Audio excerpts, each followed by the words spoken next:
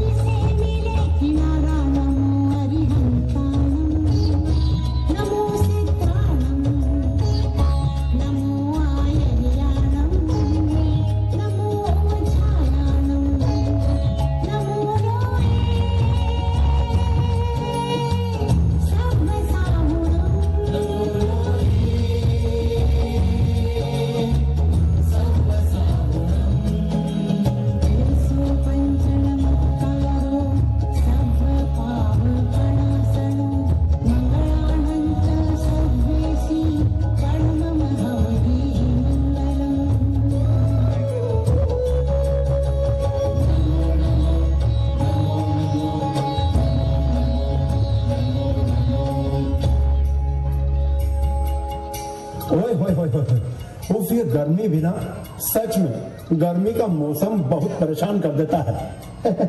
जब तक घर में रहें तब तक तो ठीक है, लेकिन अगर किसी ने इस कड़कड़ाती दोपहरी में घर से बाहर जाने का कुछ काम बोल दिया भैया मौत आ जाती है।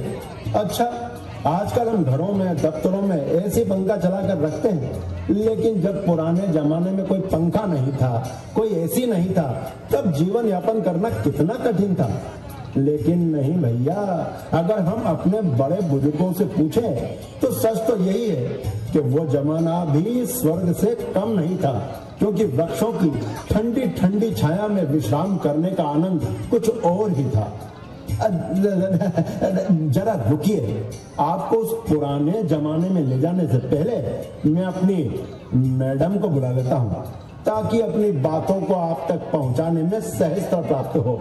वो है ना, वो वैसे सच बात तो यह है कि मैं और वो मतलब आप तो समझ गए होंगे, हैं? समझदार लग रहे हैं आप।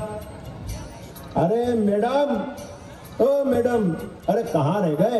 अरे सुनिए जरा, मंच पर आइए, सभी दर्शकगण आपकी प्रतीक्षा कर रहे हैं। क्या उन्होंने सबके सामने ऐसा कहा? रुकिए, अभी सबक सिखाती हूँ। हेलो मिस्टर, क्या कहा आपने अभी सभी दर्शकों से मेरे बारे में? क्या कहा? कुछ भी तो नहीं, बस तुम्हें बुलाया मैडम कहकर, और क्या? अच्छा, तुमने दर्शकों से क्या कहा कि मेरा और तुम्हारा चक्कर चल रहा है? चक्कर? नहीं, मैंने तो कुछ भी नहीं बोला ऐसा। झूठ मत कहिए, मुझे धनंजय जी ने सब बता दिया है। धनंजय जी, मैं आपको नाटक के बाद तो देखता हूँ। हाँ, और अगर कहा तुम भी लोगों की बातों में आ रही हो, हैं? देखो समय बहुत हो गया है, हमें जल्द ही नाटक शुरू करना चाहिए। है ना? ठीक है, तो मैं बाद में देखूंगी। अच्छा बताओ, कहाँ तक पहुँचे थे तुम? मैं पहुंचा था पुराने अरे सुनो, हमने अपना परिचय तो दिया ही नहीं, बड़ी देर से बकबक किए जा रहे हैं। अच्छा, बकबक मैं नहीं तुम कर रहे हो। अच्छा बाबा, मैं ही बकबक कर रहा हूँ, ठीक है। बस अब चलिए अपना परिचय देते हैं। तो सुधीजन दर्शकों, मैं हूँ नट और मैं हूँ नटी। आप सभी को जय जिनेंद्र। तो इस नाटक की प्रत्येक घटना आप सभी सुधीजन बड़ी ही सरलता से समझ पाए, इस हेतु हम यहाँ आए हैं। तो चलिए हम आप सभी को ले चलते हैं उस भूतकाल की ओर, जहाँ चंपानगर नामक नगरी में एक बड़े ही महाप्रतापी राजा राज करते थे। उनका नाम था रिपुमर्दन और उनकी एक बड़ी ही रूपमती लावण्यमय पुत्री थी, जिसका नाम था सुंदरी। आइए अब आपको इस नाटक के अगले पात्र से मिलवाते हैं, जो इस चंपानगर के नामी ग्रामी सेठ, सरल, सदाचारी, श्रावक, धर्म में प्रवीण, परम उदार धनावह का पुत्र था। जी हाँ, और उस बालक का नाम अमर कुमार था। पिता की प्रथम संतान होने के कारण वो उनका बड़ा ही प्यारा दुलारा था। वो बड़ा कुशाग्र बुद्धि था, इसीलिए गुरु जब भी कोई बात उसे बतलाते तो वो उसे झट याद कर लेता था। धीरे धीरे अमर कुमार अपने साथियों में सबसे तेज निकल गया और गुरुओं ने उसे पाठशाला के सभी छात्रों के ऊपर देखभाल करने का भार सौंप दिया। संयोगवश राजकुमारी भी अमर कुमार की सहपाठी थी। उस समय अमीर गरीब राजा और उनके पुत्र एक साथ एक ही गुरुकुल में विद्या अध्ययन किया करते थे। कोई भेदभाव नहीं था। समान प्रतिभा और एक सी बुद्धिमता होने के कारण अमर कुमार के साथ सुर सुंदरी की खूब पटती थी। दोनों सदा आपस में मिलते जुलते थे और तरह तरह के विद्या विनोद किया करते थे। एक बार की बात है, कड़ाके की गर्मी थी। गुरुजन अपना कार्यभार अमर कुमार को सौंप भोजन और थोड़ा विश्राम करने घर चले गए। शोर नहीं, शांति बनाए रखो।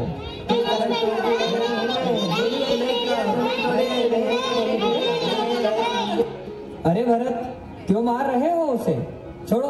देखिए ना अमर भैया, इसने मेरी कलम तोड़ दी। अरविंद, ये क्या शैतानी है? क्यों तोड़ी तुमने उसकी कलम? मैंने नहीं तोड़ी अमर भैया, ये तो अपने आप ही टूट गई। अरविंद, तुम्हारी शैतानी आजकल कुछ ज्यादा ही बढ़ गई है। गुरुजी से शिकायत करना पड़ेगी। चलो अब दोनों दूर दूर बैठो।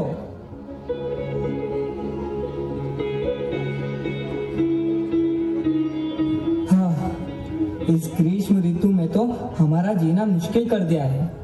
सत्य कहा आपने, लेकिन इस वृक्ष की ठंडी हवा हमें निद्रा हेतु आतुर कर रही है। अगर तुम्हारी आज्ञा हो तो क्या हम यहाँ थोड़ा विश्राम कर लें? जी क्यों नहीं, तुम तो राजकुमारी हो, हमसे कैसी आज्ञा?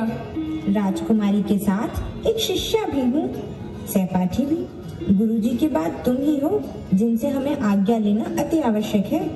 जी नहीं, ऐसी कोई बात नहीं है। तुम निश्चिंत होकर विश्राम कर सकती हो।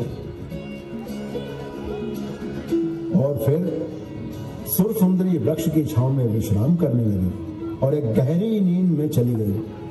अमर कुमार विद्यार्थियों के पास जाकर उनकी सुध-बुध लेने लगे। जब अमर कुमार पुनः राजकुमारी के पास गए, उन्हें देखकर बहुत खुश हुए। फिर जब पलटकर विद्यार्थियों के पास जाने लगे, तब अचानक उनकी नजर उस सुर सुंदरी की आंचल में पड़ी हुई गांठ पर पड़ी। वो कौतूहलवश जाते जाते पीछे लौट आए और उस गांठ में क्या बंधा है ये देखने लगे। अरे, इस गांठ में क्या है? जरा देखो तो। अरे, इसमें तो 7 कोड़ियां हैं। सुनो प्रवीण, जरा इधर आना। जी भैया, मैं अभी आया। भाई, तुम इन कोड़ियों को बाजार में ले जाओ और जितनी मिठाइयाँ इतने दामों में मिले लेते आओ। जी भैया। ये सुन, वो विद्यार्थी कोड़ियां लिए हुए बाजार में चला गया और थोड़ी देर में मिठाइयां लिए हुए चला आया। इसके बाद अमर कुमार ने मिठाइयाँ लेकर सब यार दोस्तों को बांट दी। जो ही सभी लोग मिठाई खाकर तैयार हुए, त्यों ही राजकुमारी की नींद एकाएक खुल गई। राजकुमारी के लिए थोड़ी सी मिठाई हिस्से के मुताबिक अलग निकाल कर रख दी गई थी। राजकुमारी के उठते ही अमर कुमार उसे मिठाई देने लगा। अरे वाह, ये मिठाई तो बहुत स्वादिष्ट है। ये मिठाई आई कहाँ से? अरे तुम जानती नहीं हो, तुम्हारे आंचल के छोर में जो 7 कोड़ियां बंधी हुई थी, उन्हीं से ये मिठाइयाँ मंगवाई है। बड़े अनोखे दानी बनते हो। पराए माल पर दानी बनना तो तुम्हें खूब आता है। मेरी कौड़ियां चुराकर तुमने खूब साथियों के मुंह मीठे किए। मेरी निद्रा का तो तुमने खूब फायदा उठाया। क्या तुम इतने दिनों से पाठशाला में यही सब सीख रहे हो? तुमने ऐसा किससे सीखा? गुरुजी से या पोथियों से? दुख है, तुमने गुरुजी को भी बदनाम किया और अपनी सारी विद्या शिक्षा पर भी पानी फेर दिया।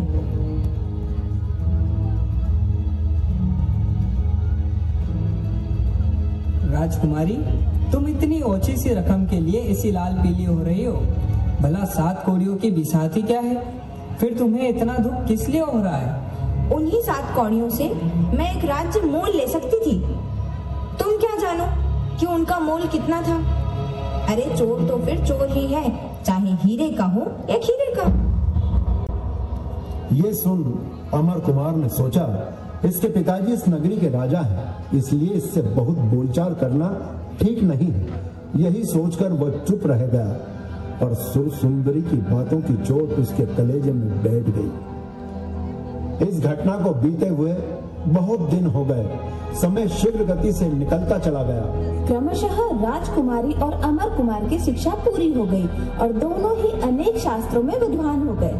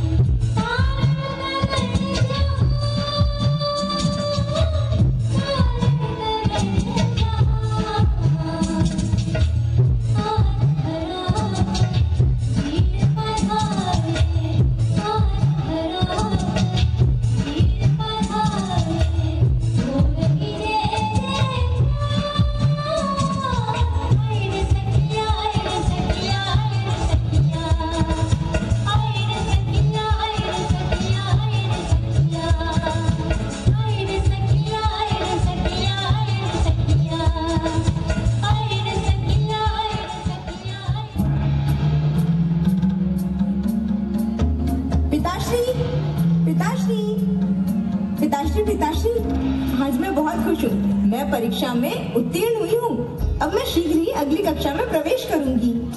अरे वाह, ये तो बड़ी प्रसन्नता की बात है। हमारी पुत्री अब अगली कक्षा में प्रवेश करेगी।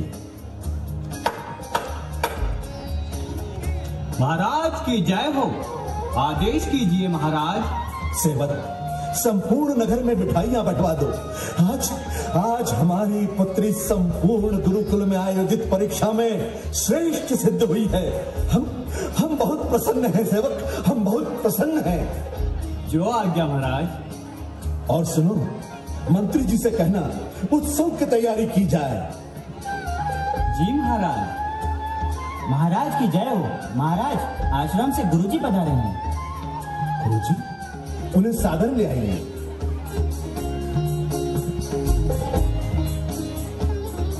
महाराज की जय हो। महाराज, आपकी पुत्री ने बड़ी ही कुशलता से अतिरिक्त व्याकरण और साहित्य में शिक्षा प्राप्त कर ली है। आचार्य जी, हमें बड़ी प्रसन्नता है कि आपने हमारी कही हुई संपूर्ण बातों का पूरा ध्यान रखा है और आज हमारी पुत्री को ज्ञान से परिपूर्ण कराया है। ये तो मेरा परम सौभाग्य है महाराज कि आपकी पुत्री को ज्ञान प्रदान करने का सुअवसर मुझे मिला।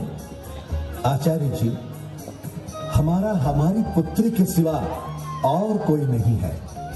यही हमारी पुत्री है और हमारा पुत्र भी। इसीलिए हमने आपसे इसे स्त्री योग शिक्षा के साथ साथ अतिरिक्त पुरुषोचित शिक्षा देने के लिए भी कहा था और आज हमारी पुत्री उसी संपूर्णता की ओर अग्रसर है। ये लीजिए हमारी ओर से एक छोटा सा उपहार। धन्यवाद महाराज, किंतु इसकी कोई आवश्यकता नहीं है। रख लीजिए। आज हम बहुत प्रसन्न हैं। क्षमा कीजिए महाराज, गुरु का तो कर्तव्य ही है अपने शिष्यों को सही शिक्षा प्रदान करना। उसके बदले किसी उपहार की मंशा रखना ये कदापि शास्त्र नहीं सिखाता। हम जानते हैं आचार्य जी, किंतु ये केवल एक उपहार नहीं बल्कि अपनी पुत्री की सफलता पर सब कुछ न्योछावर कर देने वाला प्रेम है। ये लो पुत्री, तुम इसे अपने हाथों से दो। ये लीजिए आचार्य जी, स्वीकार कर लीजिए। क्या आप अपनी प्रिय शिष्या की एक विनती भी नहीं सुनेंगे? अरे नहीं पुत्री, ऐसी कोई बात नहीं है। लाइए।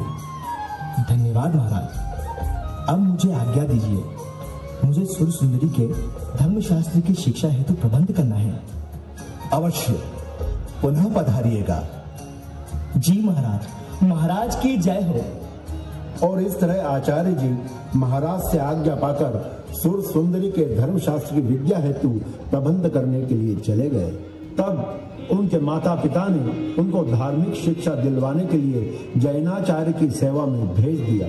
वहाँ भी उन लोगों ने खूब मन लगाकर धार्मिक ज्ञान लाभ करना आरंभ किया। एक दिन पास ही की पौषशाला में एक आर्यिका माता जी का आगमन हुआ। सुर सुंदरी सुर सरजान वहाँ पहुंची।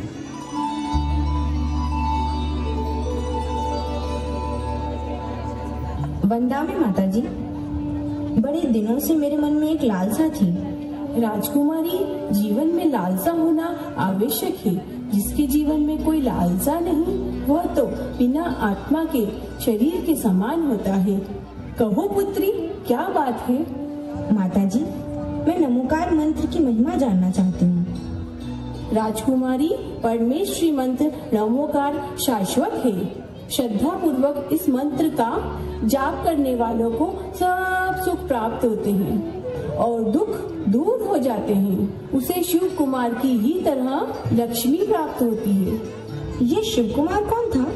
राजकुमारी, शिव कुमार वह था जिसने अपने पिता के कहे वचनों को अंत समय निकट जान नमोकार मंत्र का जाप किया। माता जी, कृपया मुझे शिव कुमार के बारे में विस्तार से बताएं। अच्छी बात है, तो सुने राजकुमारी। किसी समय रत्नपुरी नामक नगरी में यशोभद्र नामक एक सेठ रहता था। और आर्यिका माता जी ने राजकुमारी सुंदरी को शिव कुमार की कथा इस तरह सुनाई। सेठ यशोभद्र के पुत्र का ही नाम शिव कुमार था। जहाँ एक और यशोभद्र श्रावक के सब धर्मों का पालन करता, जिन पूजा में लीन रहता, वही शिव कुमार बड़ा भारी मूर्ख था जो सातों व्यसनों में सदा लिपटा रहता था। उसके पिता ने उसे लाख समझाया पर उसकी समझ में कुछ नहीं आया। एक दिन सेठ ने अपना अंत समय निकट जान अपने पुत्र से कहा कि पुत्र, तुमने मेरी कभी कोई बात नहीं मानी, लेकिन आज एक बात बता रहा हूँ। जब भी तुम पर कोई विपत्ति आए तब नमोकार मंत्र का स्मरण जरूर करना मेरे पुत्र। और ये कहते ही सेठ ने अपने प्राणों को त्याग दिया। और फिर वो समय भी आ गया जब पिता के द्वारा अंत समय में सिखलाई बातों का स्मरण होना था। जब पिता की सारी संपत्ति शिव कुमार ने धूमिल कर दी, तब वो मारा मारा भीख मांगकर भटकने लगा। और किसी समय अत्यधिक धन के लालच में एक धूर्त साधु के चुंगल में फंस गया। वो धूर्त साधु उसे शमशान ले गया और एक मुर्दे के हाथ में तलवार रख उसके ऊपर तांत्रिक क्रिया करने लगा। उस तंत्र की क्रिया से वो मुर्दा हिलने लगा। ये देख शिव कुमार के मन में संदेह होने लगा कि कहीं साधु ने इसी मुर्दे के हाथों मुझे मरवा डालने का षड्यंत्र तो नहीं रचा है। ये शक पैदा होते ही उसकी सारी देह के रोंगटे खड़े हो गए, आत्मा कांप गई और डर के मारे आंखों के आगे अंधेरा छा गया। और इसी समय एकाएक उसे अपने पिता की बात याद आ गई। बस उसने उसी समय तन, मन और वचन से नमोकार मंत्र का जाप करना शुरू कर दिया। इसका परिणाम ये हुआ कि वो मुर्दा चढ़ावर ऊपर उठने की चेष्टा तो अवश्य करता था, पर हर बार नीचे गिर पड़ता था। इस तरह उसके हाथ की नंगी तलवार शिव कुमार पर वार न कर सकी। ये लीला देख उस मुर्दे पर जो भूत बेताल सवार था, उसको बड़ा क्रोध हुआ और उसने बिगड़कर उस ढोंगी साधु का ही सिर काट डाला। और मृत्यु पुराण साधु पूर्णतया स्वर्ण का हो गया। ये देखकर शिव कुमार को बड़ा अचंभा हुआ और वो मन ही मन नमोकार मंत्र की बार बार बढ़ाई करने लगा। और साधु के रूप में उसे ढेर सारा स्वर्ण प्राप्त हुआ, जो वो उसे अपने घर ले गए। कुछ दिन बाद अच्छे गुरु से भेंट हो जाने पर उनके हुक्म से उसने सोने का चैत्य बनवाया और उसमें मणिमय प्रतिमा की प्रतिष्ठा की। अंत में शरीर छोड़ने के समय तक लगातार धर्माचरण करते हुए उसने सद्गति भी पा ली। इसीलिए हे सुर सुंदरी, नमोकार मंत्र की महिमा अपार है। इससे लोक में सुख और परलोक में सिद्धि मिलती है। जो मनुष्य शुद्ध मन से सच्ची श्रद्धा के साथ बार बार इस मंत्र का जाप करता है, वो निसंदेह सद्गति को प्राप्त होता है। आपकी ये उपदेशमयी कथा सुन मैं धन्य हो गई माता, और मैं इसी समय प्रतिज्ञा करती हूँ कि मैं शरीर में प्राण रहने तक प्रतिदिन पूरी श्रद्धा के साथ इस मंत्र के 108 जाप किया करूंगी।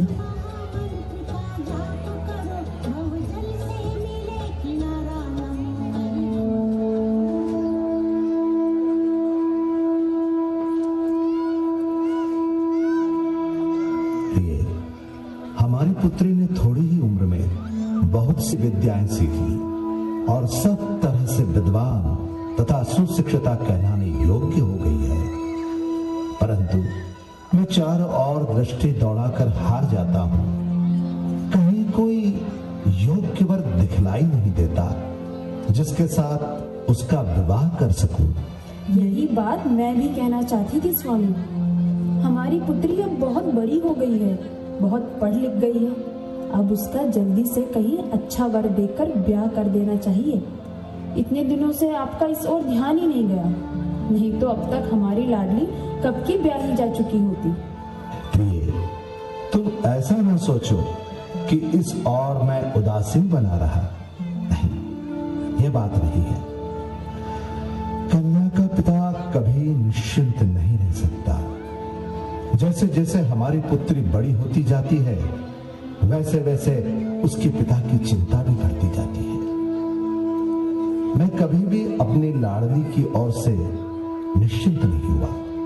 मैं सदा इसी सोच में डूबा रहा कि किस भाग्यवान के साथ अपनी कन्या का विवाह करूं, जो इसे सदा सुखी रख सके। ऐसी पढ़ी लिखी सुशीला लड़की चाहे जिस किसी के साथ कैसे ब्याही जा सकती है। बेमेल विवाह का परिणाम कभी अच्छा नहीं होता। देखिए, मैंने सुना है कि इस नगर के रहने वाले धनावा सेठ का पुत्र अमर कुमार बड़ा ही सुयोग्य और विद्वान हो चला है। उसने भी उसी पाठशाला में शिक्षा प्राप्त की है जिसमें हमारी पुत्री पढ़ती थी। इसलिए आप एक बार उसे बुलाकर देख लीजिए और उसके पिता से बातचीत करके शीघ्र ही ब्याह पक्का कर लीजिए। यह संबंध मुझे तो बड़ा ही अच्छा जचता है। आगे आपकी जैसी इच्छा हो वैसा कीजिए। अरे नहीं महारानी जी, ये तो तुमने बहुत ही अच्छी बात कही है। हमें ये बात अब तक क्यों नहीं सूझी? अमर कुमार जैसा सुयोग्य, विद्वान और सुशिक्षित लड़का हमें और कहां मिल सकता है। हाँ, हमारी कन्या के लिए यही उचित रहेगा। मैं अभी मंत्री जी से कहकर सेठ धनवाह को बुलवा भेजता हूं और ये संबंध पक्का करता हूं।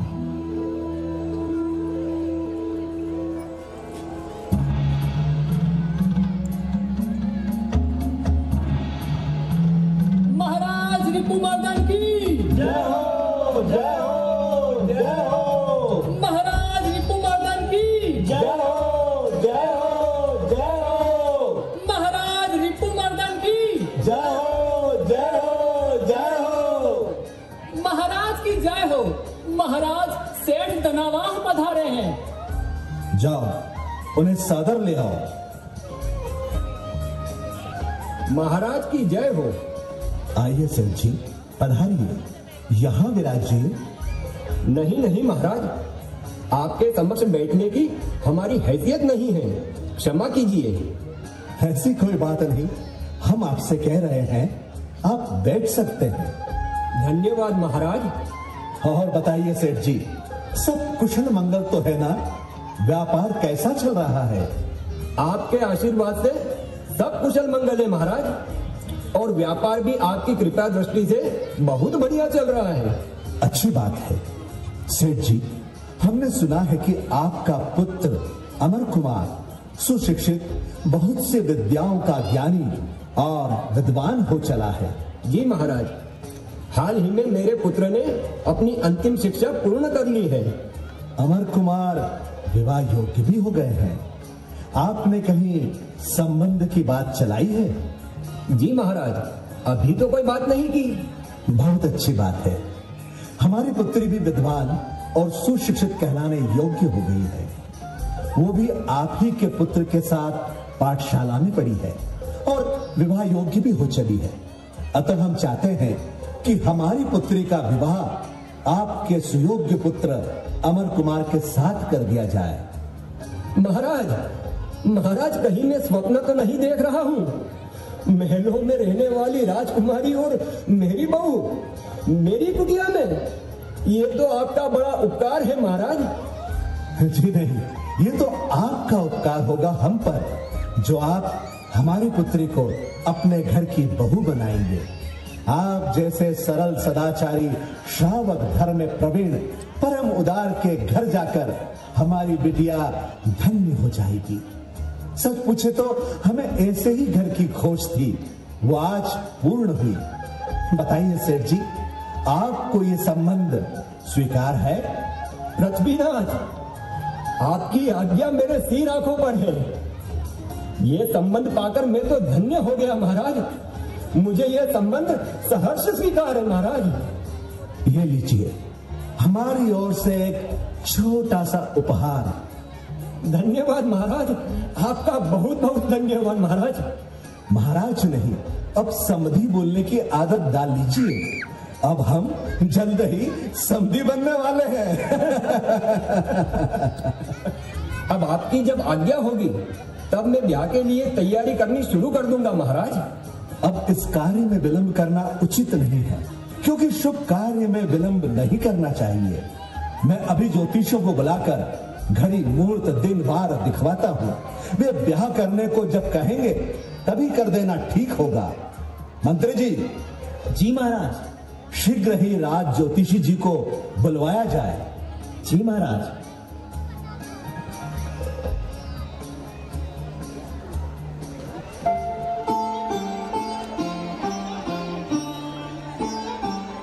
और महाराज के आदेश के कुछ समय बाद ही राज ज्योतिषी अपनी पोथी पाना लिए हुए वहां आ पहुंचे और लग्न का विचार होने लगा। बहुत ही थोड़े दिनों की तिथि निश्चित हुई। सेठ ने खुशी खुशी घर आकर अपने पुत्र के विवाह की तैयारियां करनी शुरू कर दी। उसी दिन से दोनों घरों में बधावे बजने लगे। सारे नगर में आनंद उत्साह, गाना बजाना, आमोद मंगल, उछाल उत्साह और रंग उमंग छा गई। और इस तरह अमर कुमार और सुर सुंदरी का शुभ विवाह संपन्न हुआ। एक दिन की बात है, बरसात का मौसम था। आकाश में नित्य मेघमाला छाया रहती। देखते देखते सारा आकाश बादलों से ढक गया। बादल गरजने लगे और रह रहकर बिजली कड़कने लगी और एक तेज बूंदों के साथ घंटों मूसलाधार वर्षा हुई। यही कारण था कि सेठ धनवाहक जल्द ही परदेश से खूब धन कमाकर पुनः अपने घर लौट आए। अपने पिताजी को इतना परिश्रम करते देख अमर कुमार चुप न रह सके और अपनी पत्नी से कहने लगे, प्रिय, मेरे मन में कई दिनों से एक इच्छा हो रही है कि मैं पिताजी से आज्ञा मांगकर कहीं परदेश चला जाऊं। और जैसे ही पिताजी बारंबार धन उपार्जन करके ले आया करते हैं, वैसे ही मैं भी कुछ कमा लाया करूं। अब तो मुझसे यूं हाथ पर हाथ धरे बैठा नहीं रहा जाता। केवल पिताजी के परिश्रम से पैदा किए हुए धन पर मौज उड़ाते रहना अच्छा नहीं लगता। इसलिए मैं अभी उनके पास जाता हूँ और विदेश जाने की आज्ञा मांगता हूँ। जो धन उपार्जन करने के लिए देश विदेश नहीं घूमता और केवल आलस्य तथा आमोद में अपना जीवन व्यतीत करता रहता है, वह न केवल मूर्ख बल्कि घोर पापी है। दूसरे की कमाई पर, चाहे वो अपने पिता की ही क्यों ना हो, जीवन बिता देना बड़ा भारी कायरपन है। इस बरसात के मौसम में ये विदेश जाने की बात कैसी?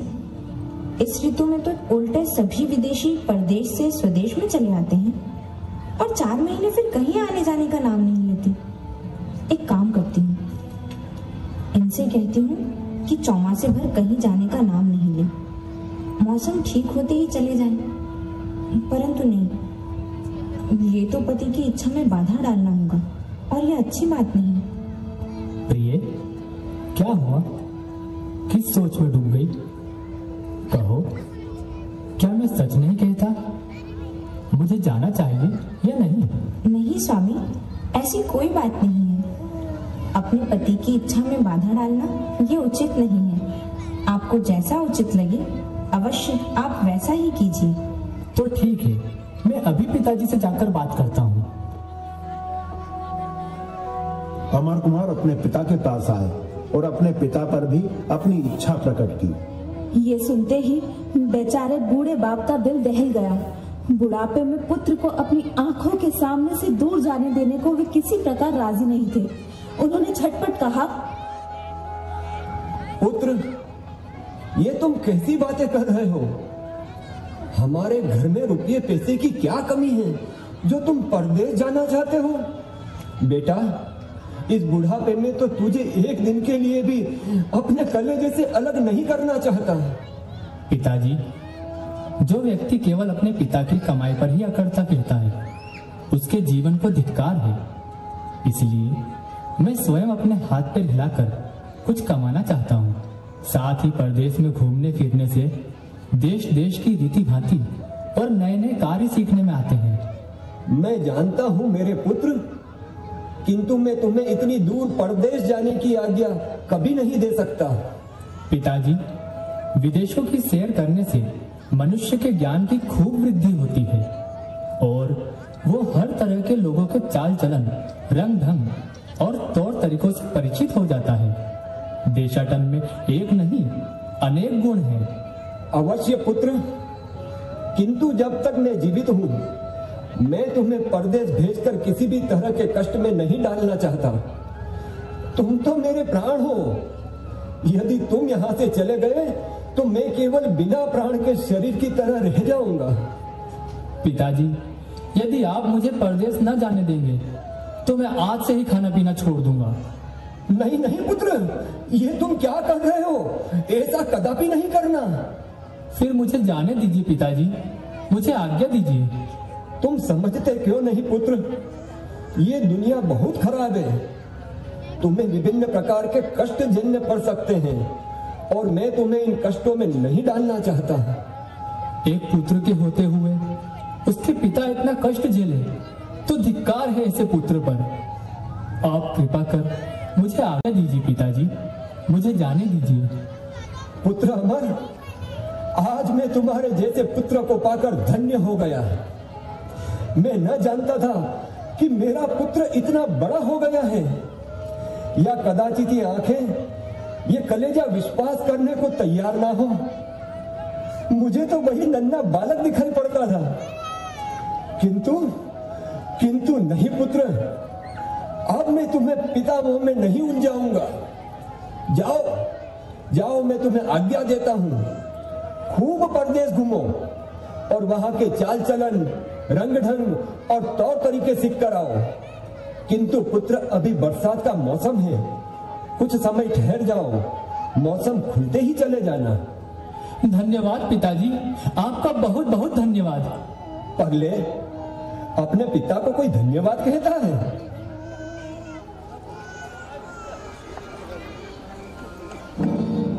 रात्रि का समय है। पृथ्वी पर निशा देवी का अटल राज्य छाया हुआ है। पशु पक्षी मनुष्य सभी निद्रा देवी की शांति देने वाली गोद में पड़े मस्त हैं।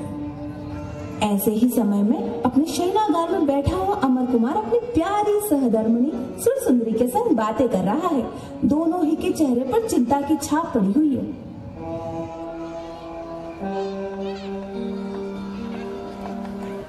स्वामी, तुम परदेश चले जाओगे तो मैं यहाँ अकेली कैसे रहूंगी? क्या तुम नहीं जानते कि जिए बिनु देह नदी बिनु वारी, तेसे ही नाथ पुरुष ये नु नारी। इसलिए यदि तुम किसी तरह गए बिना नहीं मानोगी तो मुझे भी अपने साथ लेते चलो। नारी का धर्म सदा छाया की भांति अपने पति के संग संग फिरना ही है। इसलिए तुम्हारे चले जाने पर मैं अकेली कभी जीती ना बनूंगी।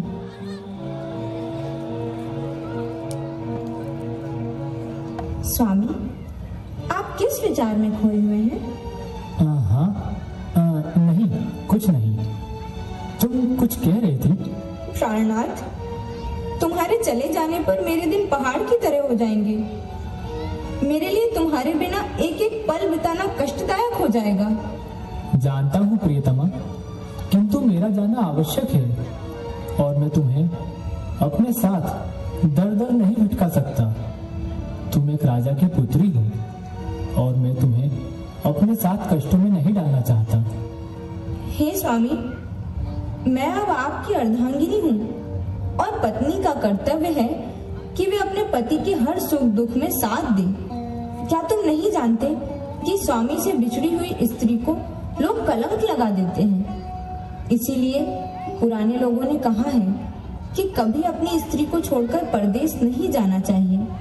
शास्त्रों में कहा है कि शैया, आसन, भोजन, द्रव्य, राज्य, रमणी और गृह, इन 7 वस्तुओं को अकेला छोड़ देने से दूसरे इन पर अधिकार कर लेते हैं। अतः मैं तो अवश्य ही तुम्हारे साथ चलूंगी। ठीक है सुरसुंदरी, हम तुम्हें अपने साथ परदेश अवश्य ले जाएंगे। चलिए, जाने की तैयारी कीजिए।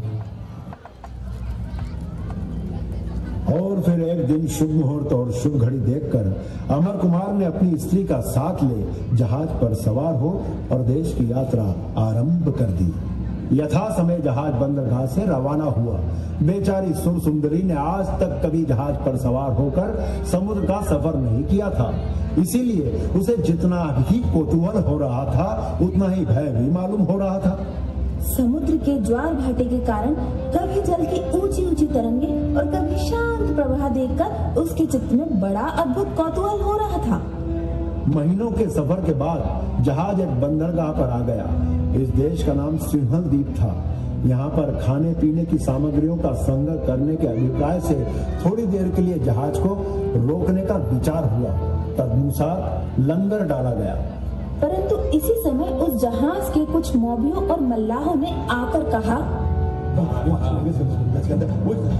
कृपया आप सभी ध्यान दीजिए, जितनी जल्दी हो सके हमें यहाँ से भाग जाना चाहिए। क्यों? क्योंकि अभी अभी हम लोगों ने सुना है कि इस जगह पे कोई यक्ष रहता है। यक्ष? हाँ, जो रात के समय मनुष्यों को मार डालता है, उनको निकल जाता है। इसलिए हमारी तो यही सलाह है कि यहाँ से शीघ्र लंगर उठा लेना चाहिए। यदि ऐसी बात है तो यहाँ से भागना ठीक नहीं। क्योंकि हम लोग कौतूहल और विचित्रता देखने के लिए ही तो घर से निकले हैं। ये सही बात है। अरे भैया हम भी तो देखें वो यक्ष है कैसा। बिल्कुल सत्य कहा आपने। और फिर भय कैसा, देखा जाएगा कि वह यक्ष कौन सा है, कैसा है। देखो भाई वो सुंदर भी तो हो सकता है। अगर ऐसी बात है तो ठीक है, आप सभी नीचे जाकर अपना अपना कार्य कर सकते हैं। किंतु ध्यान रहे, संध्या काल होते ही पुनः जल्द लौट आइए। आवाज लगा देना अगर देर हो जाए तो।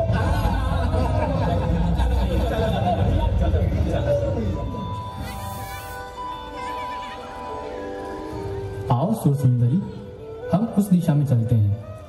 वहाँ का वातावरण बहुत ही रमणीय प्रतीत हो रहा है। सत्य है स्वामी, वो देखिए कितने सुंदर पुष्प दिखाई दे रहे हैं वहाँ। हाँ चलो आओ। इसी तरह घूमते फिरते सारा दिन निकल गया। संध्या की छाया सारे संसार पर छा गई।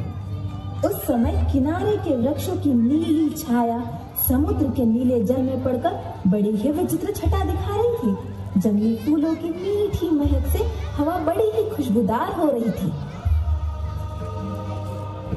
यूं ही घूमते फिरते बहुत थक जाने के कारण सुरसुंदरी एक जगह पर बैठ गई और अमर कुमार को भी वहीं बैठने के लिए कहा। इसके बाद वो अमर कुमार की ही गोद में सिर रखकर जो ही लेटी त्यों ही उसे बड़े जोर की नींद आ गई। और इसी समय सुरसुंदरी के दुर्भाग्य से अमर कुमार को बहुत दिनों की एक भूली भुलाई बात याद आ गई। एक दिन सुरसुंदरी इसी तरह पाठशाला में सो गई थी और उसके आंचल में बंधी हुई 7 कौड़ियां अमर कुमार ने खोलकर निकाल ली थी। उस समय सुरसुंदरी ने अमर कुमार को कितनी फटकार लगाई थी और कहा था कि इन 7 कौड़ियों से तो मैं राज्य खरीद लेती। ये बात याद आते ही अमर कुमार ने सोचा, बस आज ही इसकी परीक्षा लेनी चाहिए और देखना चाहिए कि कैसे 7 कौड़ियों से राज्य खरीदती है। ये रही कौड़ियां, इसे उसी तरह उसके आंचल में बांध देता हूँ। हाँ, हो गया। इन कौड़ियों की बदौलत तुम्हें राज्य मिल जाएगा। हाँ, चलो अब चलता हूँ।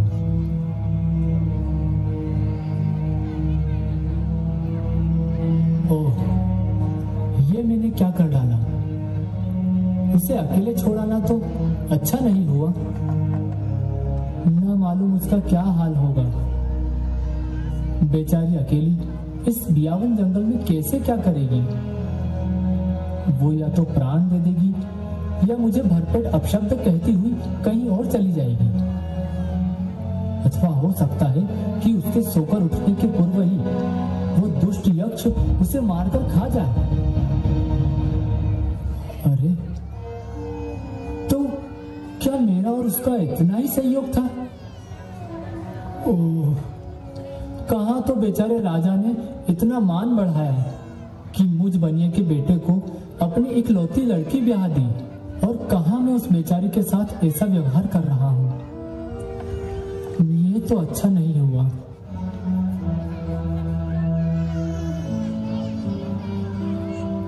अरे, ये तो निद्रा में है। तो क्या मैं इसे जगाऊं? क्या करूं क्या नहीं, कुछ समझ में नहीं आता। इसने बड़ी डिंगे मारी थी। अब यही समय है इसे बतला देने का कि पुरुषों के बिना नारियां कुछ नहीं कर सकती। बस यही काम इस समय करने लायक है। अब तो चाहे इसका जो हाल हो, पर मैं तो यहां से चलता हूं।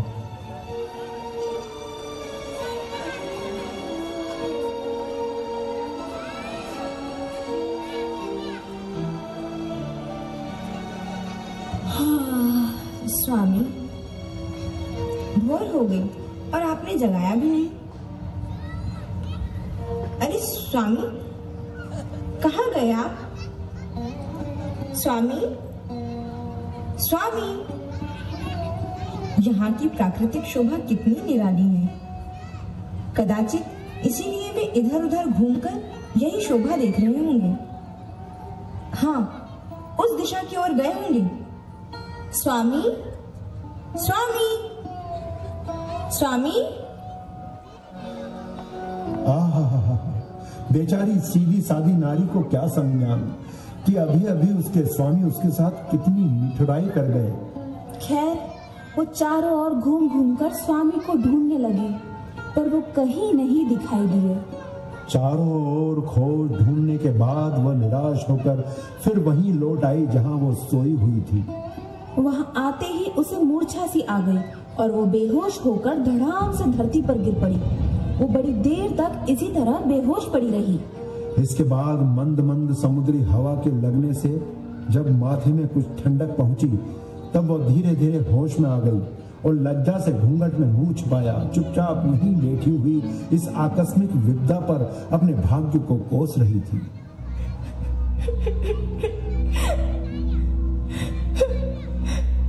हे विधाता, ये कैसी परीक्षा है। मेरे स्वामी न जाने कहाँ रास्ता भटक गए होंगे और मैं यहाँ इस वीरान जंगल में अकेली। कहीं मेरे स्वामी को कुछ हुआ तो नहीं ना? नहीं नहीं, उन्हें कुछ नहीं होगा। कदाचित उनका भी हाल मेरी तरह ही हो रहा होगा। वे भी मेरे वियोग में तड़प रहे होंगे। हे ईश्वर, अब तू ही रखवाला है।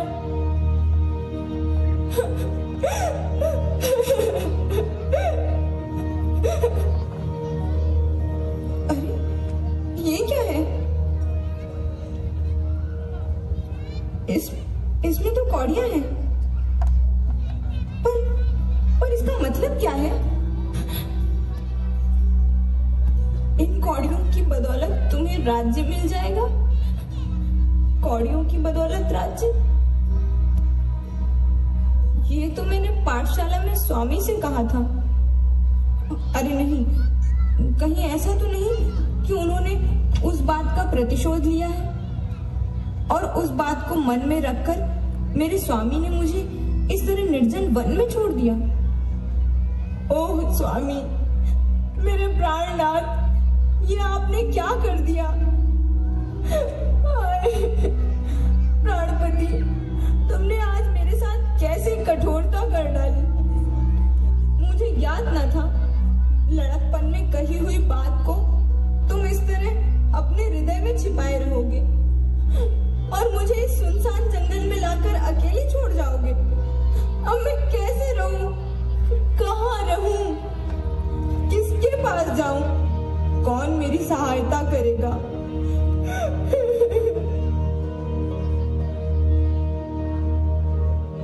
यही सोचकर वो चुपचाप हो गई और एक बार फिर चारों ओर अपने स्वामी की खोज ढूंढ करने लगी। पर उसके स्वामी का वहां कोई पता नहीं था।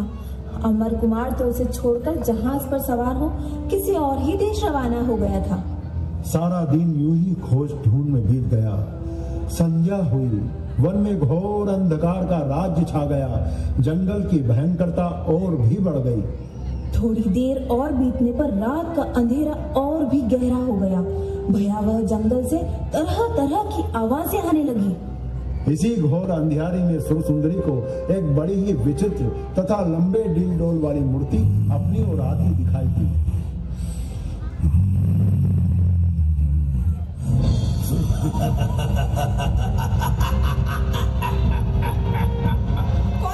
कौन है वहाँ? कौन है वहाँ? ये कौन है? कहीं वही यक्ष तो नहीं जिसके बारे में वे लोग चर्चा कर रहे थे? नहीं, हे प्रभु, मेरी रक्षा कीजिए। हाँ, मुझे परमेश्वर नमोकार मंत्र का जाप करना चाहिए।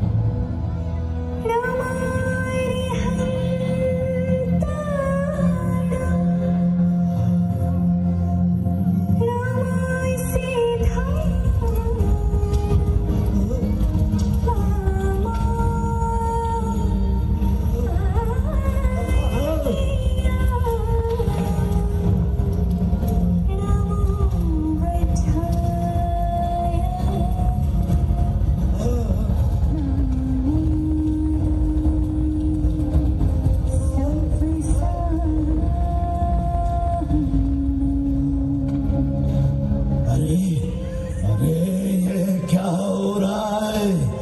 इस स्त्री से ये कैसा दिव्य तेज प्रकट हो रहा है? मैं अब और आगे नहीं बढ़ सकता। इस कन्या का प्रकाश मुझसे सहन नहीं हो रहा है। ये तो कोई दिव्य स्त्री प्रतीत हो रही है, या कदाचित इसके द्वारा बोले जा रहे उस मंत्र का ये प्रताप है जो मैं उसके समीप नहीं जा पा रहा हूँ। ओह, इसका स्वरूप तो देखो कितना लावण्यमय है, अति सुंदर, परंतु उसके मुखमंडल की छटा व वस्त्रों को देखकर प्रतीत हो रहा है कदाचित वो बहुत कष्ट में है। सुनो कन्या, अपनी आंखें खोलो, सुनो।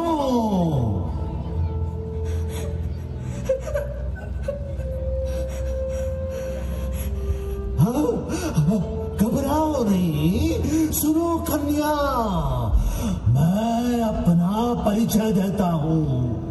मैं वही यक्ष हूँ जिसके बारे में तुमने इस निर्जन वन में आने से पूर्व सुना होगा। मनुष्य जाति मेरी शत्रु है। जो भी इस वन में ठहरता है वो सदा के लिए मृत्यु को प्राप्त होता है।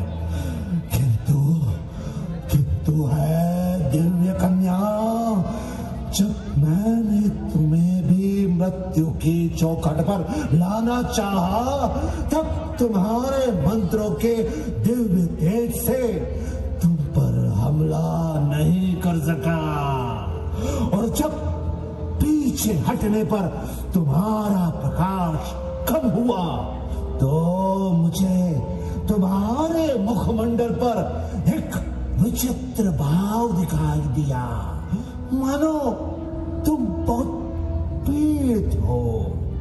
ज्ञात नहीं क्यों मुझे तुम पर दया का भाव आने लगा।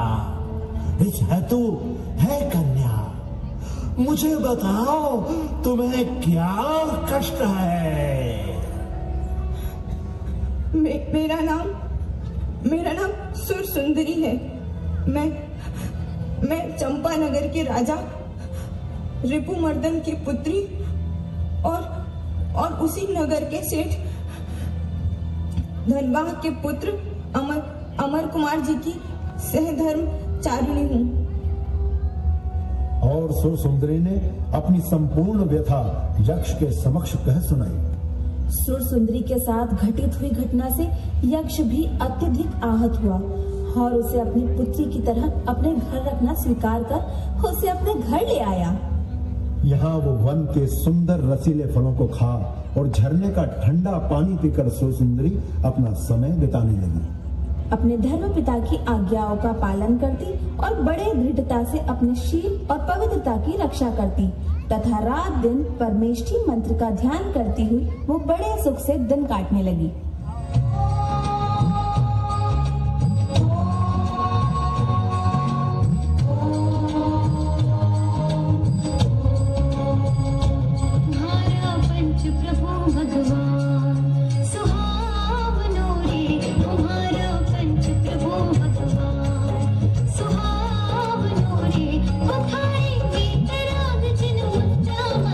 भाव नो रे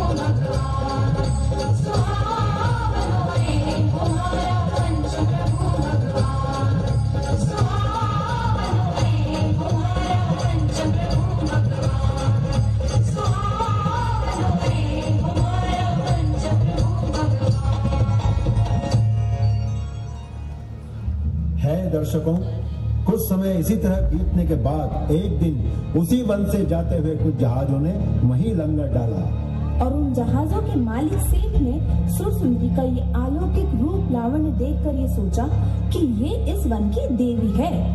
यही सोचकर वो उसके सामने हाथ जोड़कर खड़ा हो गया। पूछने लगा कि आप देवी हैं या मानवी?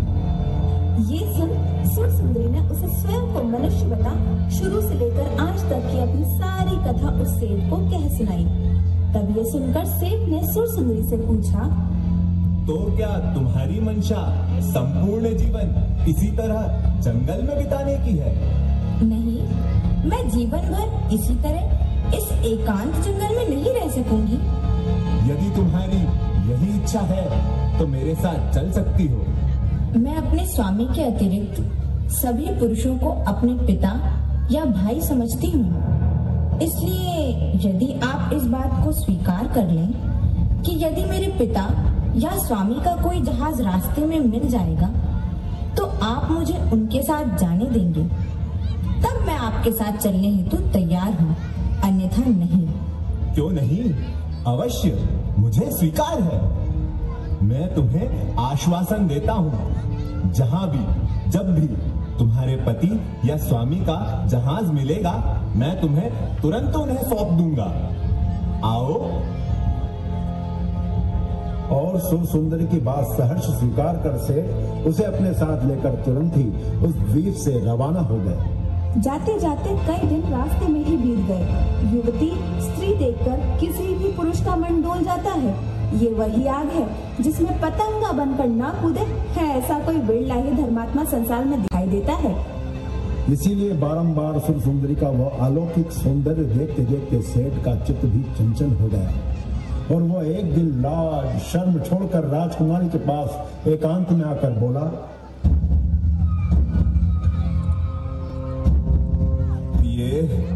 यदि तुम मेरी पत्नी बन जाओ तो बड़ी अच्छी बात होगी। मैं तुम्हारे रूप को देखकर तुम पर जी जान से मोहित हो गया हूँ। इसीलिए मैं तुमसे आग्रह करता हूँ, या तो तुम चुपचाप अपनी इच्छा से मेरे कहे अनुसार कार्य करो, नहीं तो मैं तुम्हें जबरदस्ती अपने वश में कर लूंगा। रे दुष्ट पापी कहीं का, तू तो मुझे अपनी पुत्री बनाकर यहाँ लाया था और अब ऐसी बातें कर रहा है। मैंने आज तक तुझे अपने धर्म पिता के सिवा और कुछ नहीं जाना, पर आज समझी कि तू तो छिपा हुआ पापी है, नीच कहीं का। अपनी पुत्री से इस तरह की वार्ता करते तुझे लज्जा नहीं आई? जा, अभी मेरे सामने से दूर हो जा।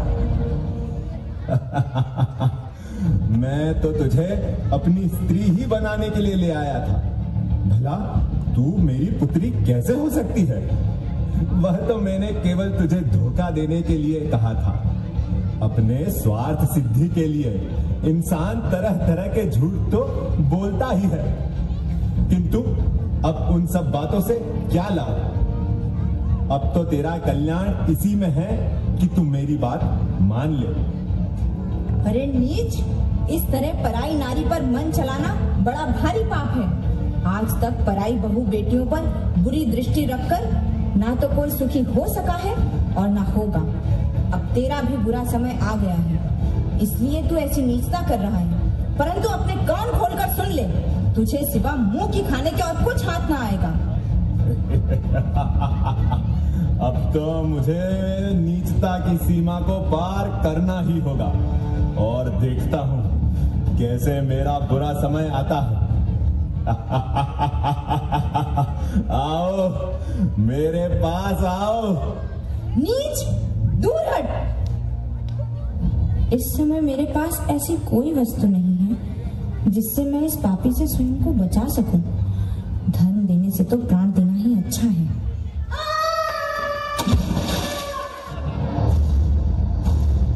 अरे अरे, ये क्या? ये तो समुद्र में कूद गई। अरे बचाओ बचाओ! अरे कहाँ मर गए कमबख्तो, बचाओ! क्या हुआ सेठ जी? अरे वो लड़की इस जहाज से नीचे गिर गई। जाओ जल्दी बचाओ। अरे अरे, ये अचानक तूफान के साथ और ये काले घोर बादल? सेठ जी, अरे सेठ जी, अचानक भयंकर तांती तूफान शुरू हो गया है। इस तूफान से उठने वाली समुद्री लहरों से लड़की कहीं दूर बह गई है। अरे अरे नहीं, यह क्या? यह तूफान तो उग्र रूप ले रहा है। अरे अरे जहाज, ओ ये समुद्री लहरें मेरे जहाज को डुबो देगी। अरे मुझे बचाओ, मुझे बचाओ। नहीं नहीं,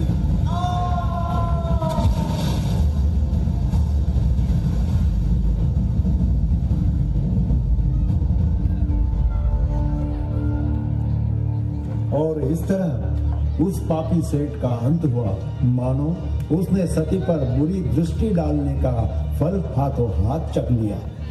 सच है, घोर पाप का फल इसी जन्म में मिल जाता है।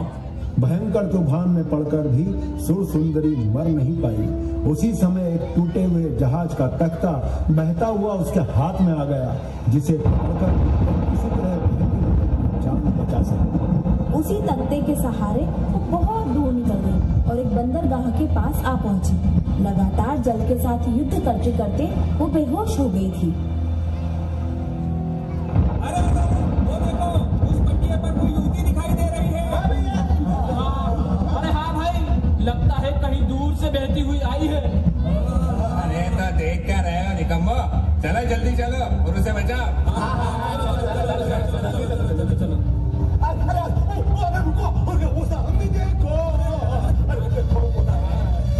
अरे नहीं, ये तो महाराज के खजाने हैं। लगता है कि सागर तोड़कर भागा है। और वो देखो, महावत भी उसके पीछे पीछे दौड़ रहा है। अरे इसने तो पूरे नगर में उत्पाद मचा रखा है। अरे अरे ये सब छोड़ो, वो तो हमारी ओर ही आ रहा है। चलो भागो यहाँ से। पर उस युवती का क्या?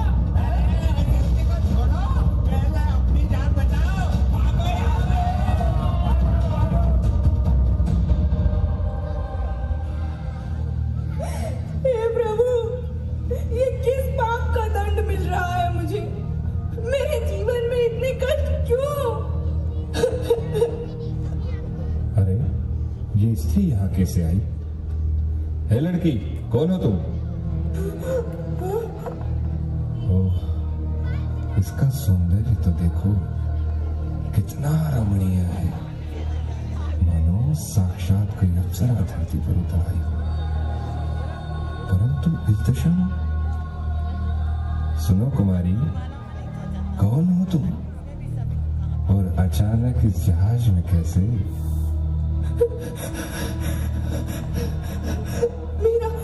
मेरा नाम सुर सुंदरी है। और सभी की भांति इस व्यापारी को भी अपनी दुर्दशा के बारे में कह सुनाया। सुनते सुनते उसका वो अलौकिक सौंदर्य देख व्यापारी उस पर और मोहित होता जा रहा था। परंतु उस पापी सेठ की दुर्गति की बात सोचकर उसने अपने मन की लालसा को मन में ही दबा दिया। लेकिन उसने एक और पाप भरी चाल सोची। उसने सोचा कि यदि इस सुंदर नारी को मैं किसी धनी के हाथ बेच दूं, तो मुझे अधिक धन मिल जाएगा। यही सोचकर वो दुष्ट चुप्पी साधे रह गया और पास के ही एक बंदरगाह पर पहुंचकर जहाज का लंगर डलवा दिया। और वहां पहुंचकर उस व्यापारी ने उसे एक नगर वधू के हाथ बेच दिया। उसने व्यापारी को खूब मुंह मांगा दाम दिया। वास्तव में सुर सुंदरी का ऐसा ही रूप था कि नगर वधू उसे चाहे जितना दाम दे सकती थी। बेचारी सुर सुंदरी को क्या ज्ञात था कि वो दुष्ट उसे किसके हवाले कर गया। वो तो समझी कि यह स्त्री मुझ दुखियारी पर दया करके मुझे अपने साथ लिए जा रही है। 2-4 दिनों तक तो वो नगर वधू चुपचाप रही, लेकिन फिर उसने अपना असली रूप दिखाना शुरू किया। जब सुर सुंदरी को ये बात अच्छी तरह समझ आ गई कि ये तो नगर वधू है और मुझे भी इसी पाप के रास्ते पर ले जाना चाहती है, तब वो तुरंत ही वहाँ से भाग जाने का अवसर ढूंढने लगी। आखिर उसे वो अवसर हाथ लग ही गया। वो एक दिन रात को चुपचाप उस नगर वधू के घर से निकल भागी। भागते भागते वो एक बड़ी गहरी झील के पास आ पहुंची और इस तरह बार बार धर्म पर आघात होने के भय से उसी में कूद पड़ी। उस झील में एक बहुत बड़ी मछली रहती थी। वो उसे उसी समय पानी के साथ साथ निगल गई। संयोगवश उसी समय मछुआरों ने जाल लगाकर उस मछली को पकड़ा और उसे जल से बाहर निकालकर उसका पेट फाड़ा। पेट फाड़ते ही उसमें से सुर सुंदरी की बेहोश देह बाहर निकल पड़ी। उस समय तक उसके प्राण निकल नहीं पाए, थोड़ी बहुत सांस चल रही थी। बहुत कुछ उपचार करके मछुआरों ने उसकी बेहोशी दूर की। वो होश में आई तो सही, पर उसके लिए फिर एक विकट फंदा तैयार हो गया। उसका वो मन लुभावना सुहावना रूप देख मछुआरे उसे उस नगर के राजा के पास ले गए।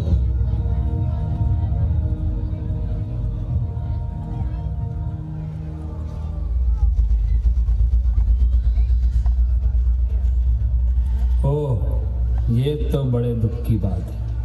आप चिंतित ना हो सुंदरी, आप हमारे महल में निसंकोच रह सकती हैं।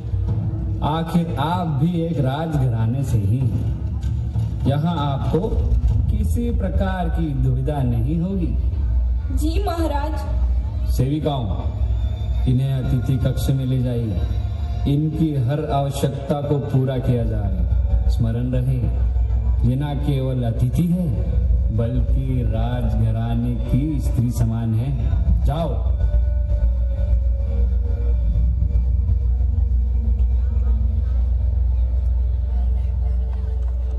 देखो सुरसुंदरी, मुझे सब ज्ञात हो गया है। तुम्हें कितना कष्ट भोगना पड़ा है, किंतु एक बात और स्वीकार लो, जिस आशा से तुम्हें यहाँ महल में शरण मिली है, वो कुछ ही समय बाद अब निराशा में बदल जाएगी। जी, मैं कुछ समझी नहीं। कहने का तात्पर्य यह है कि तुम्हारे सौंदर्य और यौवन को देख महाराज मोहित हो गए हैं और वे कभी भी इस कक्ष की ओर आ सकते हैं। क्या? हाँ सुरसुंदरी, और मैं नहीं चाहती कि इतने दुख कष्ट अत्याचार भोगने के बाद तुम पर अब और अत्याचार हो। इसलिए मैं तुम्हें इस महल से भागने में सहायता करने आई हूँ। और एक बात, जिस तरह से तुम अपने धर्मशील की रक्षा कर रही हो, यकीन मानो प्रभु तुम्हारे साथ हैं और वे हर क्षण तुम्हारी रक्षा कर रहे हैं। आओ, मेरे साथ आओ। महारानी अपने पति के मोहित स्वरूप को देखकर समझ गई और महारानी ने सोचा कि यदि राजा इस पर रीझ गए तो मेरा मान घट जाएगा। इसीलिए उन्होंने चुपचाप सुरसुंदरी को महल से बाहर निकाल दिया। इस तरह महारानी के द्वारा उसका धर्म बच गया।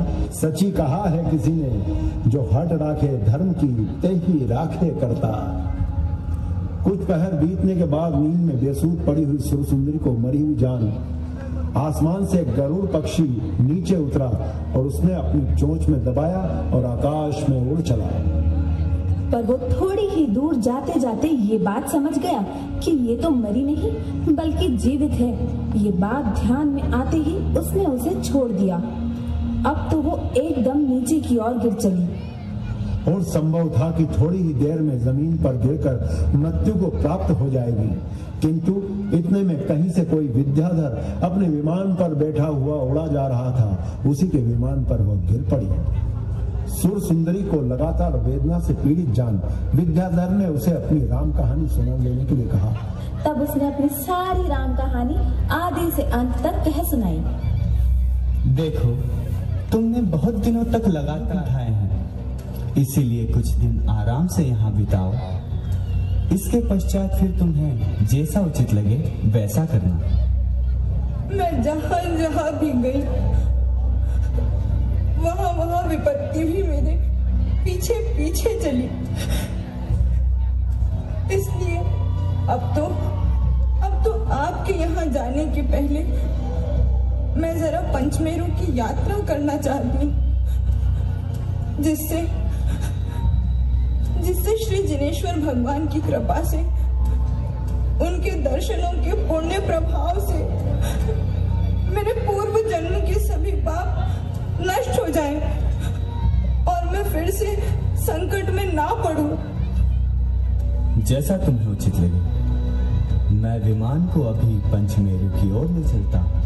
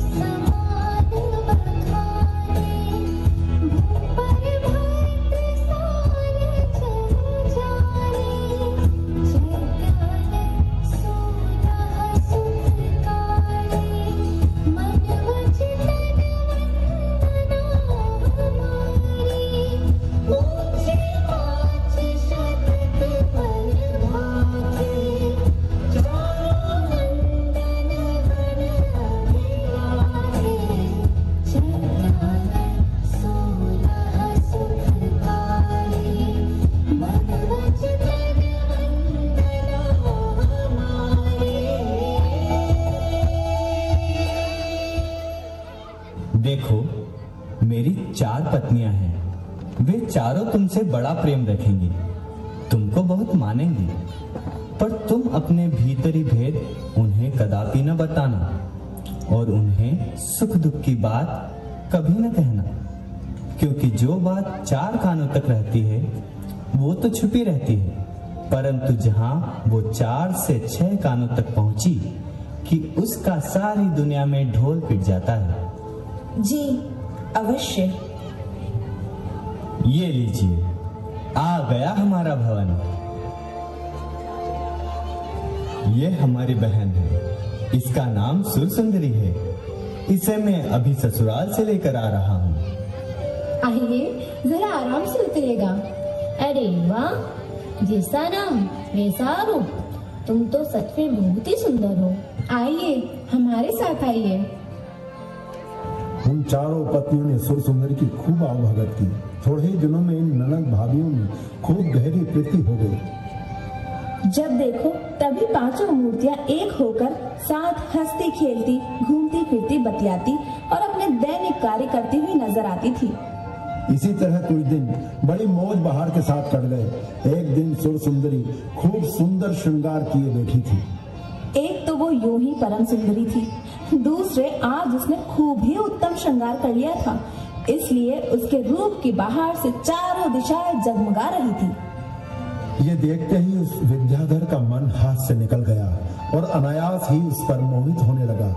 वो धीरे धीरे सुरसुंदरी की ओर बढ़ने लगा, परंतु उसमें अपने चित्त को रोके रखने की पूरी शक्ति थी। उसी शक्ति का प्रयोग कर उसने झटपट अपने चित्त का संयम कर लिया और इस बात का संकल्प कर लिया कि अब इसे यहाँ नहीं ठहरने दूंगा, क्योंकि मनुष्य का मन चंचल होता है। इसका कोई ठिकाना नहीं कि कब क्या अनर्थ कर दे। सुनो बहन, बहुत अधिक समय बीत गया है। कदाचित तुम्हारे पिताजी बहुत चिंतित हो रहे होंगे और संभव हो तुम्हारे पति को भी बुद्धि आ गई हो, तो वो भी तुम्हें ढूंढने का प्रयास कर रहा होगा। अगर तुम चाहो तो मैं तुम्हें अपने विमान से तुम्हारे पिता के महल छोड़ाऊं? नहीं भैया, मुझे पिता के घर नहीं जाना है। कृपा कर आप मुझे उसी स्थान पर छोड़ाएं जहां से मैं आई थी। इतने दिनों तक मैं यहाँ रही, आपका बड़ा उपकार है मुझ पर। अब मुझे आज्ञा दीजिए। ठहरो बहन। सेवक जी भगवान। दहेज उपहार की तुरंत व्यवस्था की जाए। जो आज्ञा भगवान। अरे नहीं नहीं भैया, मुझे कोई उपहार नहीं चाहिए। आपने मुझे अपने भवन में इतने दिनों तक शरण दी, मेरे लिए वही बहुत अधिक है। नहीं बहन, भाई के घर से कभी भी बहन को खाली हाथ विदा नहीं किया जाता, ये तो रिवाज है। भैया, यदि मुझे कुछ देना ही चाहते हैं तो मुझे केवल 2 चीजों की ही आवश्यकता है। हाँ हाँ बहन, निसंकोच कहो। भैया, मैं चाहती हूँ कि और सुरसुंदरी ने ऐसी कुछ चीज मांग ली जो इस लोक में दुर्लभ है। परंतु तुमने दर्शकों को बताया क्यों नहीं? आखिर वो चीज थी कौन सी? नहीं, वो एक अत्यंत दुर्लभ चीज है।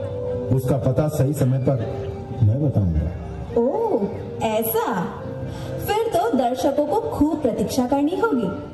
चलिए अब हम आगे बढ़ते हैं। तो है दर्शकों, अब हम आपको ले चलते हैं अमर कुमार की ओर, जहां हम आपको बताएंगे कि वो अपनी पत्नी सुरसुंदरी को उस निर्जन वन में छोड़कर जाने के बाद कहां गया और उसने क्या किया। जी हाँ, अमर कुमार समुद्र के मार्ग से अनेकों देशों की सैर करता हुआ बहुत से व्यापारियों से माल लिए हुए वैनातट नामक नगर में आ पहुंचा। इतने अरसे में उसने खूब धन भी उपार्जन किया और जगह जगह की रीति भांति और नवीन कारीगरी और कलाएं भी सीखी। वैनातट नामक नगर में पहुंचकर उसने राजा के पास आकर उन्हें बहुत सी चीज नजराने में दी और उसी नगर में टिककर व्यापार करने की आज्ञा उनसे प्राप्त की। लेकिन जैसे ही वो महल से बाहर निकला कि तभी बंदी बना लो इसे। अरे लेकिन मेरा अपराध क्या है? तुम्हारा अपराध ये है कि तुम लूट का माल जहाज में लाकर आयात निर्यात करते हो। लेकिन ये सत्य नहीं है। मैं कोई लूट का माल नहीं जानता, मैं निर्दोष हूँ। मुझ पर किसी ने मिथ्या दोष लगाया है। कुछ दिन कारागार में रहोगे तो स्वयं सच्चाई उगल दोगे। ले चलो इसे। पकड़ लो चलो अरे पर मुझे छोड़ो, मुझे जाने दो, अरे मुझे जाने दो।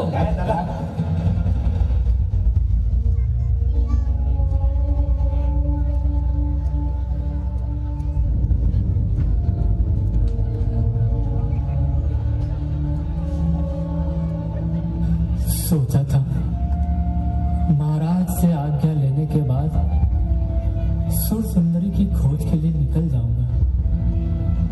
कई दिनों से उसकी याद में तड़प रहा था, लेकिन आज ये कैसी विपदा आन पड़ी।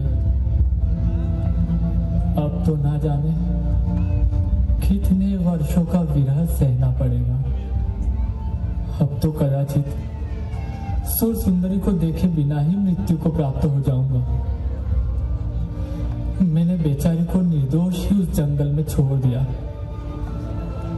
ये उसी का परिणाम है। आज उसी कुकर्म का फल मुझे भुगतना पड़ रहा है,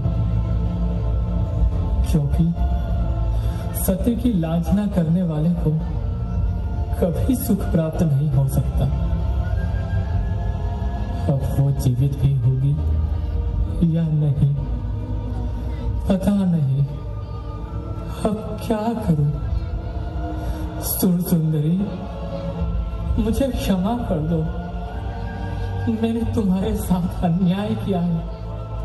मुझे क्षमा कर दो, क्षमा कर दो।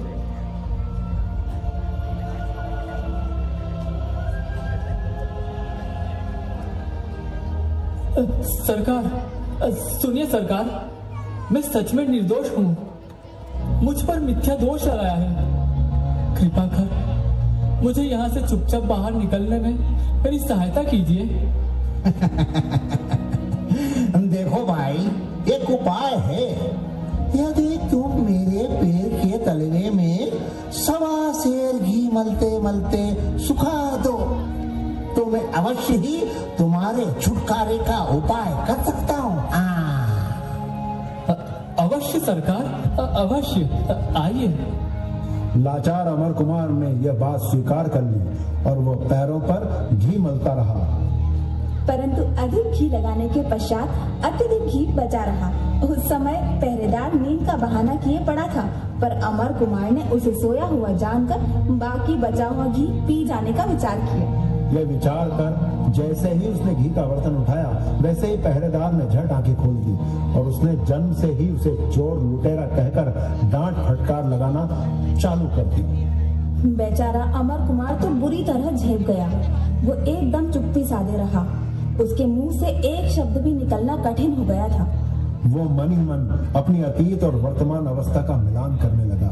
उसे इस तरह चुप्पी साधे चिंता करते देख पहरेदार ने सब कुछ सच सच बताने के लिए कहा। अमर कुमार ने अपना सारा हाल विस्तार पूर्वक कह सुनाया। साथ ही सुर सुंदरी को उसने किस प्रकार निर्दयता के साथ जंगल में छोड़ दिया था, ये भी कह डाला। उसकी संपूर्ण सच्चाई और बुरा हाल जानकर पहरेदार के चित्त में बड़ी दया उत्पन्न हो गई। अच्छा सुनो, क्या तुम अपनी प्यारी पत्नी से पुनः मिलना चाहते हो? हाँ, यदि ये बात है तो फिर क्या कहना। मैं उसे देखते ही उसके पैरों पर गिर पड़ूंगा और उससे हाथ जोड़कर अपनी करने के लिए क्षमा मांगूंगा।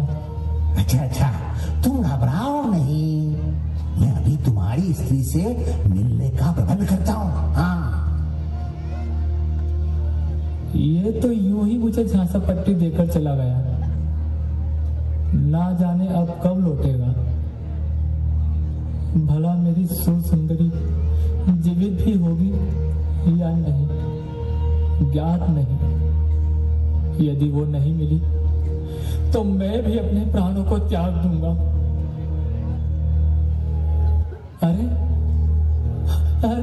अरे ये क्या? कहीं ये स्वप्न तो नहीं? ये कैसी विचित्र माया है। सुर सुंदरी यहाँ। तो फिर यक्ष ने उसे मारा नहीं? सुर सुंदरी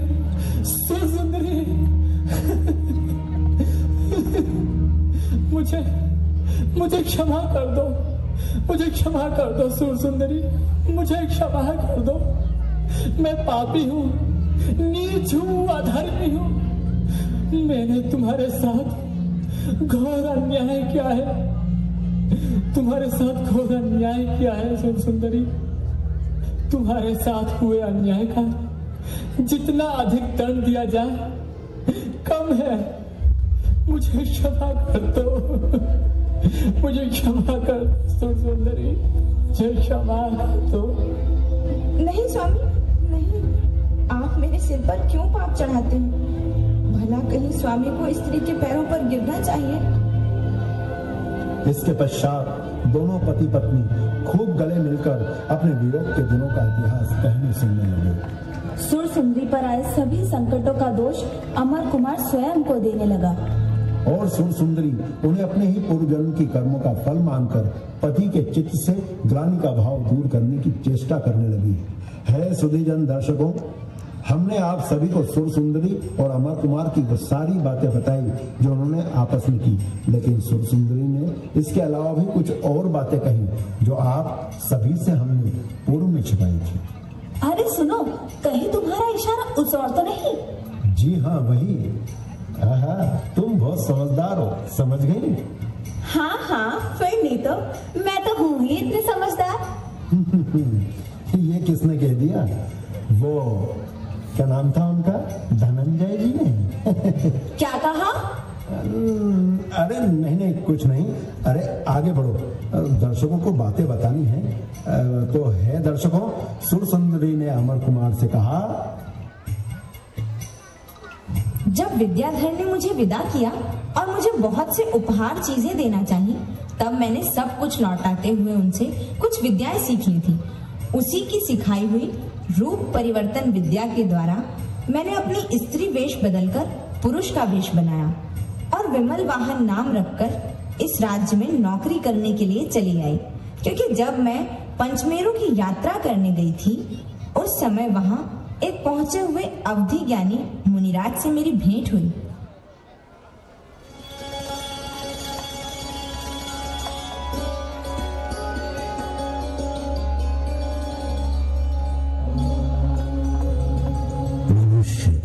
स्वयं को बुद्धिमान समझता है, किंतु उसकी बुद्धिमता उसी क्षण नष्ट हो जाती है जब वो अपने जिन पूजा से विलक्षण हो जाता है। हे मुनिराज, क्या मनुष्य को उसके पूर्व कर्म में किए गए पापों से कभी मुक्ति नहीं मिलती? हाँ, अब तुम्हें चिंता करने की कोई आवश्यकता नहीं है।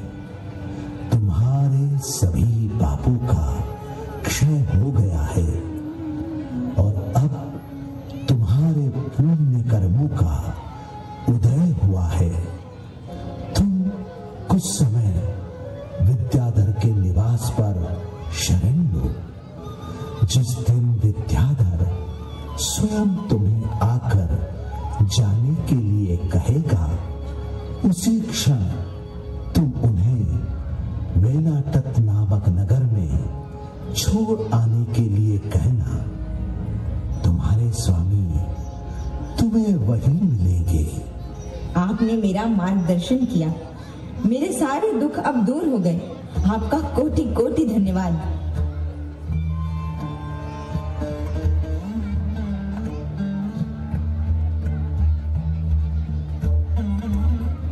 और इसके पश्चात मैं विद्याधर के घर कुछ दिनों तक शरण लेकर वहां से बाहर होकर सीधे यहाँ चली आई।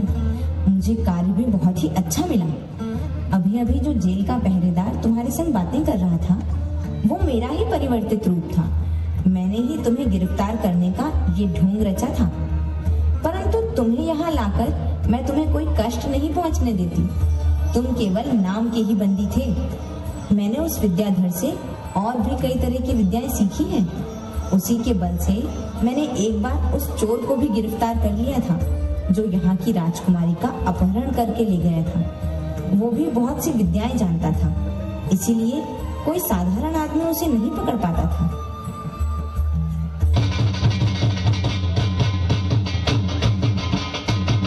सुनो सुनो सुनो, सारे नगरवासी ध्यान से सुनो।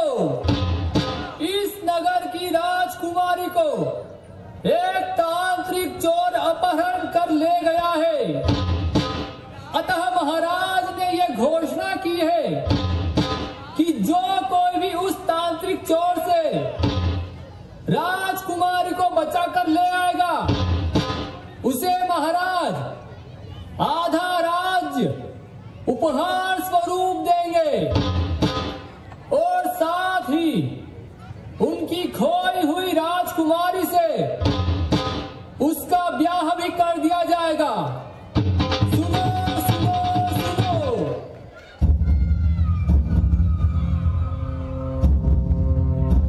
कदाचित मुझे विद्याधर से ये शक्तियां इसलिए प्राप्त हुई है कि मैं महाराज की खोई हुई राजकुमारी को उस दुष्ट तांत्रिक चोर से छुड़ा कर ले आऊं। मुझे इसका पता लगाना होगा कि वो चोर कहाँ है। ओहो, तो वो उस पर्वत की ऊंची तलहटी पर विचरण कर रहा है। अभी जाती हूँ, अभी जाता हूँ।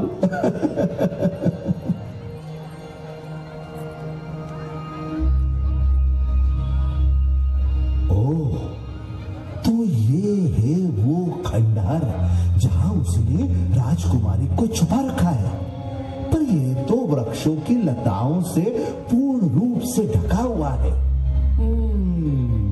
कदाचित इसलिए आज तक कोई उसे ढूंढ नहीं पाया। हाँ, यहाँ तो कई द्वार दिखाई दे रहे हैं। राजकुमारी किसमें होगी? अभी ज्ञात करता हूँ।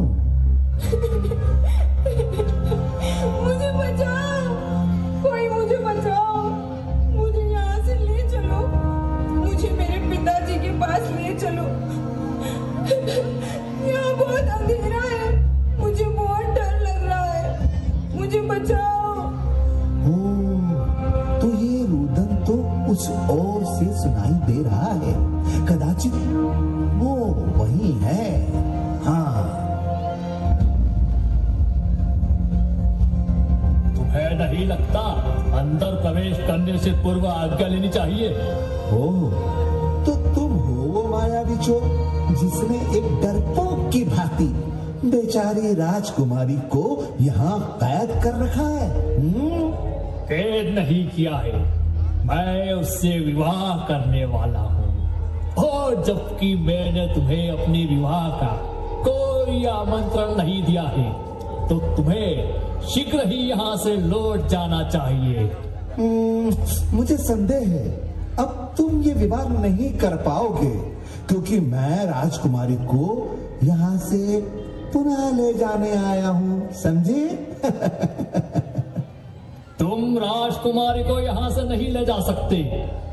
क्षमा करना, लेकिन आपसे आज्ञा ली किसने है?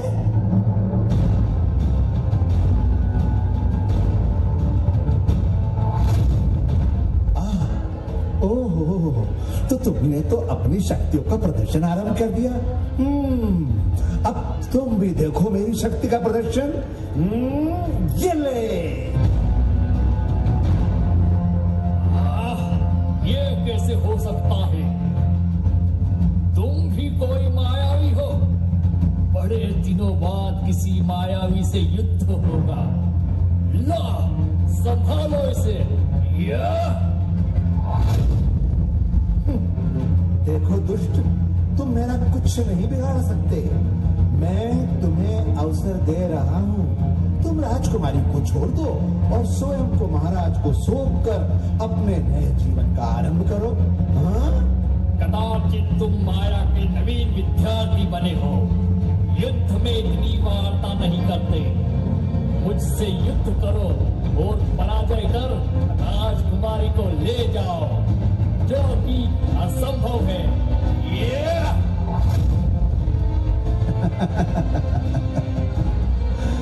व्यर्थ ही तुम्हें समझाने का प्रयास किया है। अब लो, संभालो मेरी शक्ति।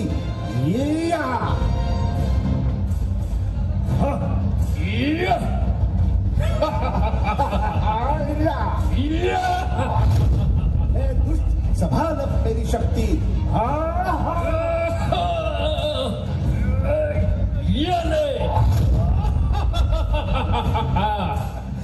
ये गया तेरा वार खाली, और संभाल मेरा वार।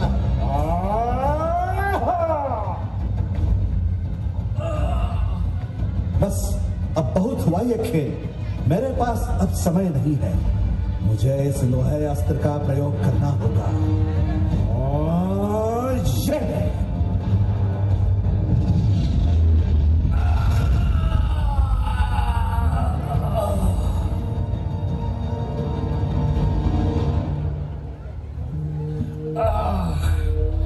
मैं तुम्हारी इन शक्तियों के आगे अपनी हार स्वीकार करता हूँ, और मैं राजकुमारी को तुम्हें सौंपकर तुम्हारे साथ चलने को तैयार हूँ।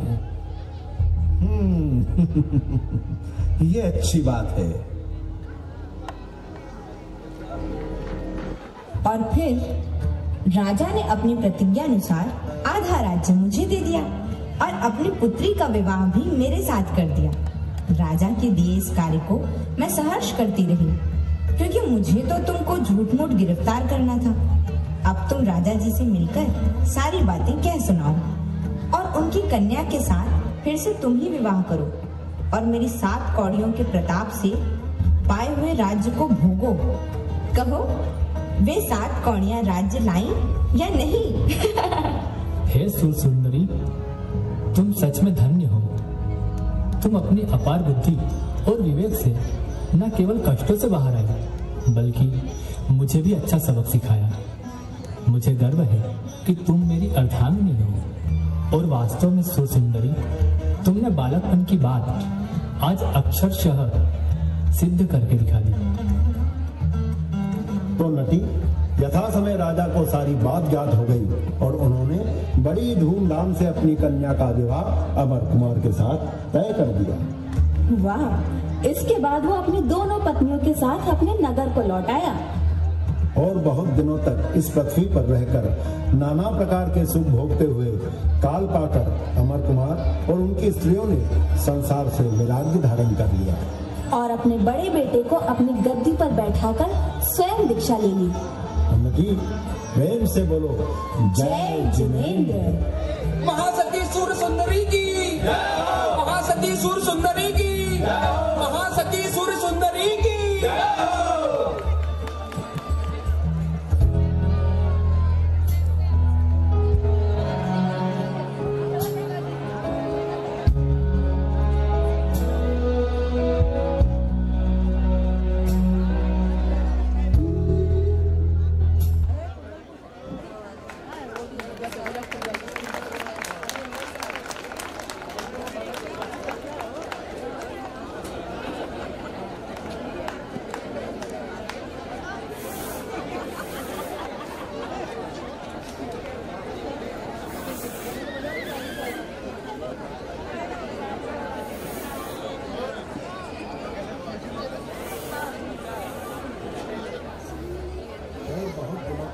पृथ्वी पर रहकर और बहुत दिनों तक इस पृथ्वी पर रहकर नाना प्रकार के सुख भोगते हुए काल पाकर अमर कुमार और उनकी स्त्रियों ने